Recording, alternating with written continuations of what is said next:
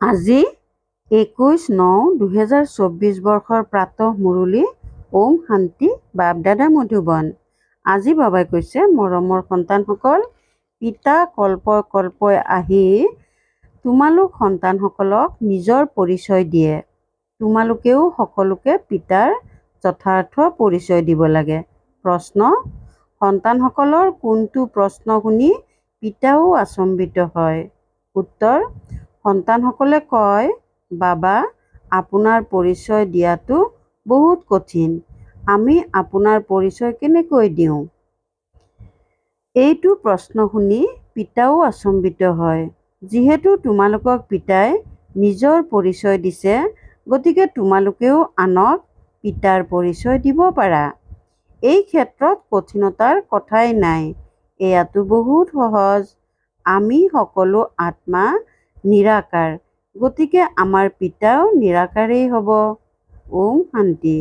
মৰমৰ আত্মিক সন্তানসকলে বুজি পায় যে বেহদৰ পিতা ওচৰত বহি আছে। এয়াও জানে যে বেহদৰ পিতা এই ৰথতেই আহে।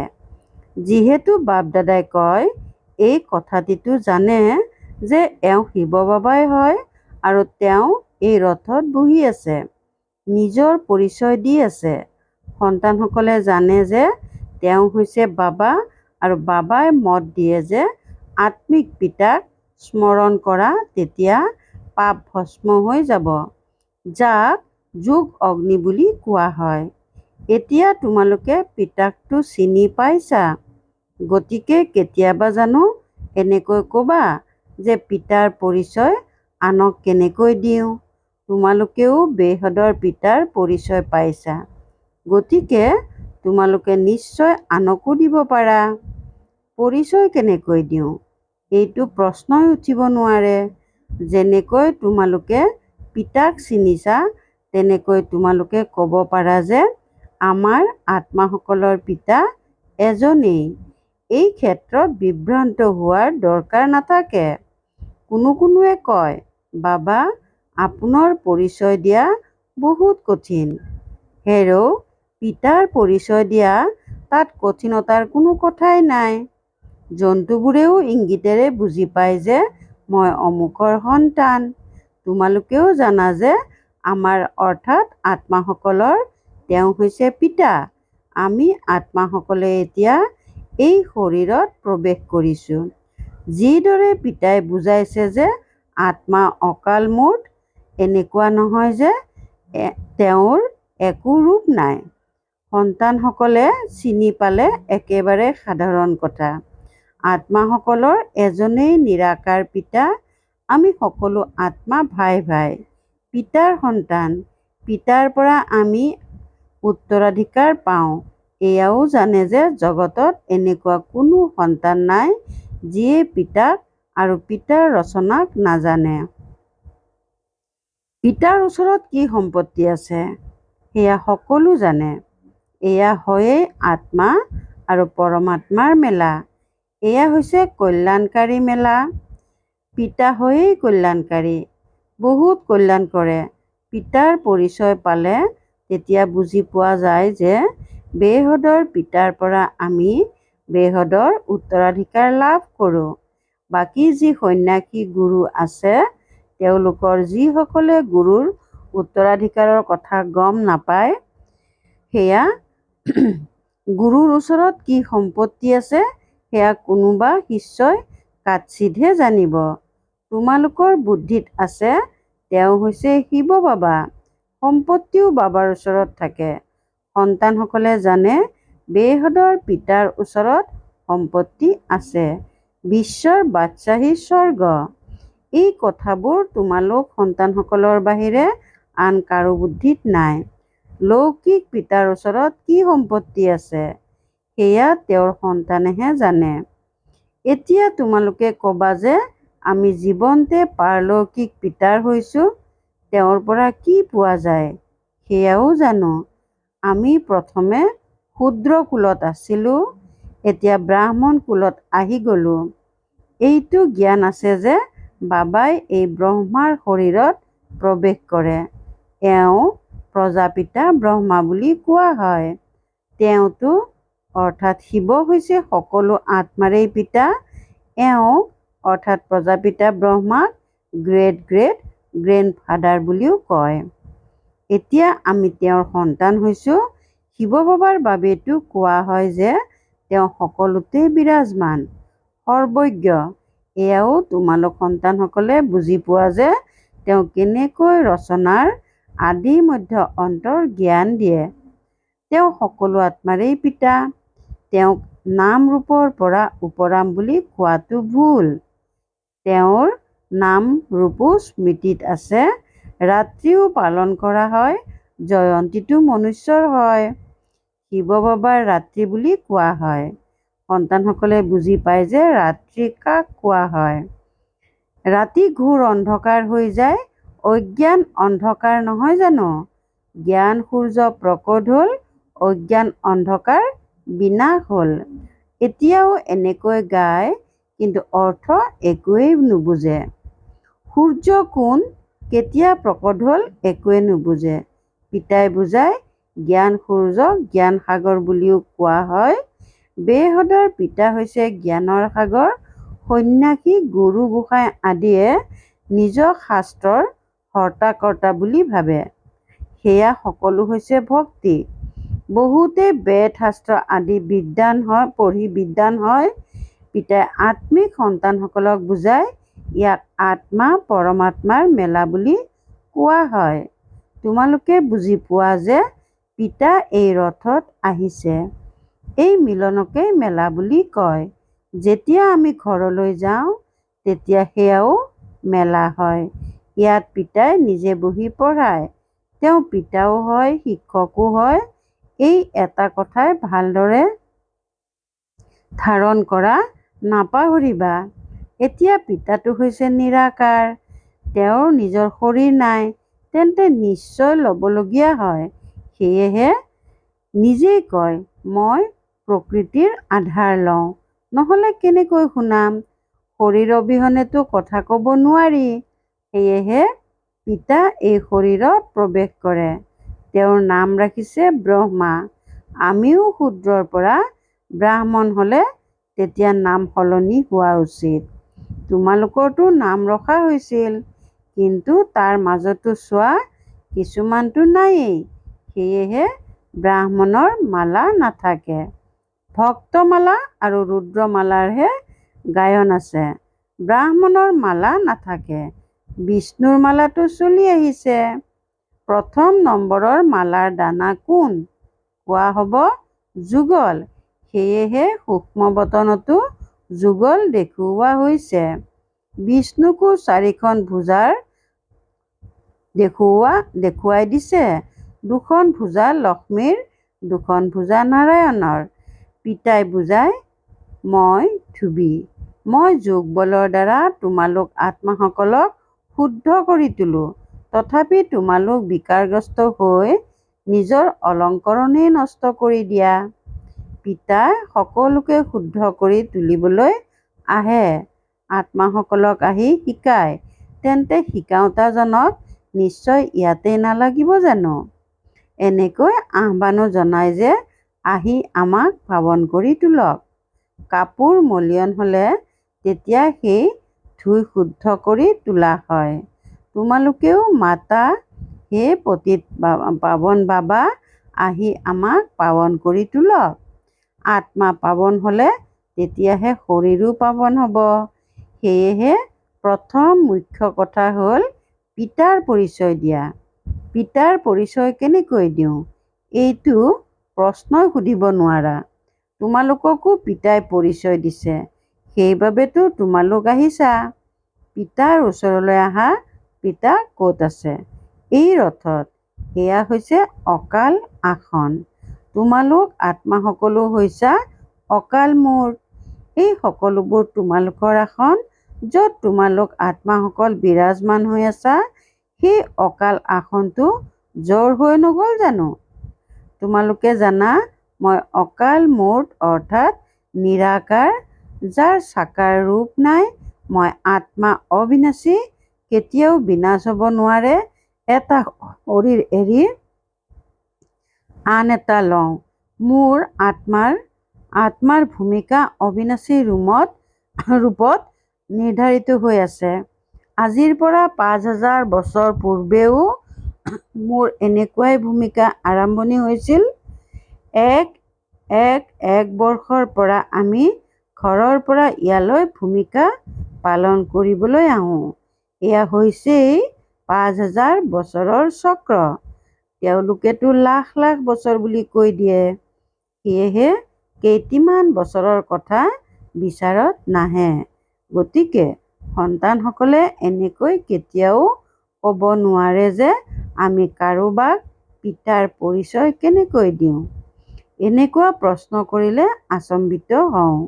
হেৰ', তোমালোক পিতাৰ হৈছা, তেন্তে পিতাৰ পৰিচয় কিয় দিব নোৱাৰা? আমি সকলো আত্মা, তেওঁ আমাৰ বাবা। সকলোৰে সদ্গতি কৰে। সদ্গতি কেতিয়া কৰিব সেয়াও তোমালোকে এতিয়া জানিব পাৰিছা। কল্পৰ সংগম যুগত আহি সকলোৰে সদ্গতি কৰিব। তেওঁলোকেতো ভাবে যে এতিয়াও ৪০,০০০ বছৰ বাকী আছে আৰু প্ৰথমৰ পৰাই কৈ দিয়ে যে নাম ৰূপৰ পৰা উপৰাম। এতিয়া নাম ৰূপৰ ঊৰ্ধত জানো কিবা বস্তু আছে? পাথৰ শিলগুটিৰো নাম থাকে। সেয়েহে পিতাই কয়, মৰমৰ সন্তানসকল, তোমালোক আহিছা বেহদৰ পিতাৰ ওচৰলৈ। পিতাইও জানে কিমান অনেক সন্তান আছে। সন্তানসকল এতিয়া হদ আৰু বেহদৰ সিপাৰে যাব লাগে। সকলো সন্তানক চাই জানে যে তেওঁলোকক মই লৈ যাবলৈ আহিছোঁ। সত্য যুগততো বহুত কম সংখ্যক আহিব। কথাবোৰ কিমান স্পষ্ট। সেয়েহে চিত্ৰবোৰৰ ওপৰত বুজোৱা হয়। জ্ঞানটো তেনেই সহজ। বাকী স্মৃতিৰ যাত্ৰাত সময়ৰ প্ৰয়োজন হয়। এনেহেন পিতাক কেতিয়াও পাহৰিব নালাগে। পিতাই কয়, মাম একম, অৰ্থাৎ কেৱল মোক স্মৰণ কৰা, তেতিয়া পাৱন হৈ যাবা। মই আহোঁৱেই পতিতৰ পৰা পাৱন কৰি তুলিবলৈ। তোমালোক অকালমূৰ্ত আত্মাসকল সকলো নিজৰ নিজৰ আসনত বিৰাজমান হৈ আছা। বাবাইও এই আসন ভাৰত লৈছে। এই ভাগ্যশালী ৰথত পিতাই প্ৰৱেশ কৰে। কোনোৱে কয় পৰমাত্মাৰ নাম-ৰূপ নাই। এয়াতো হ'বই নোৱাৰে। তেওঁক মাতে, তেওঁৰ মহিমা গায়, তেন্তে নিশ্চয় কিবা বস্তুটো আছে। তমোপ্ৰধান হোৱা বাবে একোৱেই নুবুজে। পিতাই বুজায়, মৰমৰ সন্তানসকল, ৮৪ লাখ যোনিতো নাথাকে, হয়েই ৮৪ জন্ম। পুনৰ্জন্মও সকলোৰেই হ'ব। ব্ৰহ্মত গৈ জানো কোনোবা লীন হৈ যাব অথবা মোক্ষ লাভ কৰিব? এয়াতো পূৰ্ব নিৰ্ধাৰিত ড্ৰামা। এটাও কম বেছি হ'ব নোৱাৰে। এই অনাদি অবিনাশী ড্ৰামাৰ পৰাই আকৌ সৰু সৰু ড্ৰামা বা নাটক ৰচে। সেইবোৰ হৈছে বিনাশী। এতিয়া তোমালোক সন্তানসকল বেহদত আছা। তোমালোক সন্তানসকলে এই জ্ঞান লাভ কৰিছা। আমি কেনেকৈ ৮৪ জন্ম ল'লো। এতিয়া পিতাই শুনাইছে, আগতে কোনেও জনা নাছিল। ঋষি-মুনিসকলেও কৈছিল, আমি নাজানো। পিতা আহেই সংগম যুগত এই পুৰণি সৃষ্টিখনৰ পৰিৱৰ্তন কৰিবলৈ।